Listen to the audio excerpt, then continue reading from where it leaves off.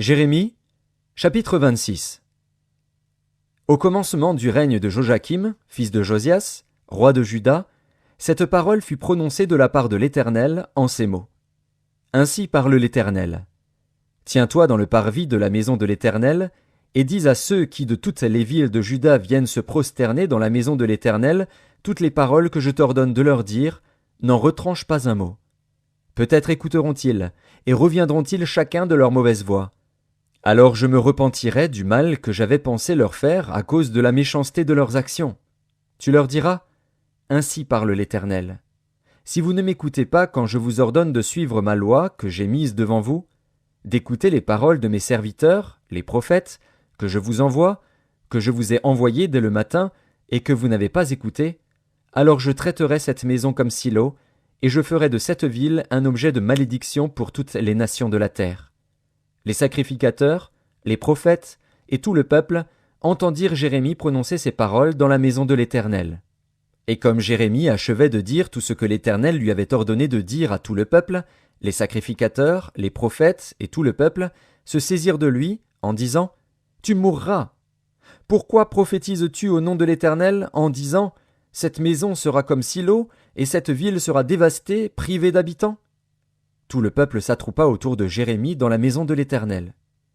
Lorsque les chefs de Juda eurent appris ces choses, ils montèrent de la maison du roi à la maison de l'Éternel et s'assirent à l'entrée de la porte neuve de la maison de l'Éternel.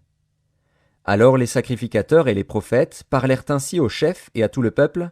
« Cet homme mérite la mort, car il a prophétisé contre cette ville, comme vous l'avez entendu de vos oreilles. » Jérémie dit à tous les chefs et à tout le peuple, « L'Éternel m'a envoyé pour prophétiser contre cette maison et contre cette ville toutes les choses que vous avez entendues.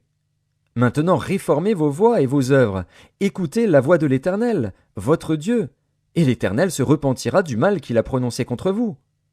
Pour moi, me voici entre vos mains, traitez-moi comme il vous semblera bon et juste.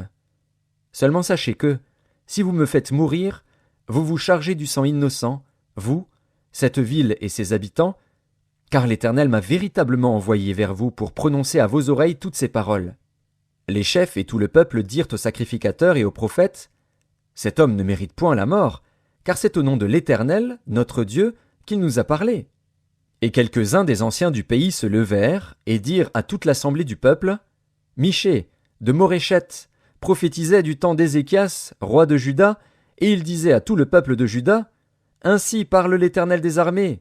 Sion sera labouré comme un champ, Jérusalem deviendra un monceau de pierre, et la montagne de la maison une haute forêt. Ézéchias, roi de Juda, et tout Juda l'ont-ils fait mourir? Ézéchias ne craignait-il pas l'Éternel? N'implora-t-il pas l'Éternel? Alors l'Éternel se repentit du mal qu'il avait prononcé contre eux, et nous chargerions notre âme d'un si grand crime? Il y eut aussi un homme qui prophétisait au nom de l'Éternel, Uri, fils de Shemaéja, de Kirjat-Jéarim. Il prophétisa contre cette ville et contre ce pays entièrement les mêmes choses que Jérémie. Le roi Joachim, tous ses vaillants hommes et tous ses chefs entendirent ces paroles, et le roi chercha à le faire mourir. Uri, qui en fut informé, eut peur, prit la fuite et alla en Égypte. Le roi Joachim envoya des gens en Égypte, Elnathan, fils d'Akbor, et des gens avec lui en Égypte. Ils firent sortir d'Égypte Uri et l'amenèrent au roi Joachim, qui le fit mourir par l'épée et jeta son cadavre sur les sépulcres des enfants du peuple. Cependant la main d'Achikam, fils de Shaphan, fut avec Jérémie, et empêcha qu'il ne fût livré au peuple pour être mis à mort.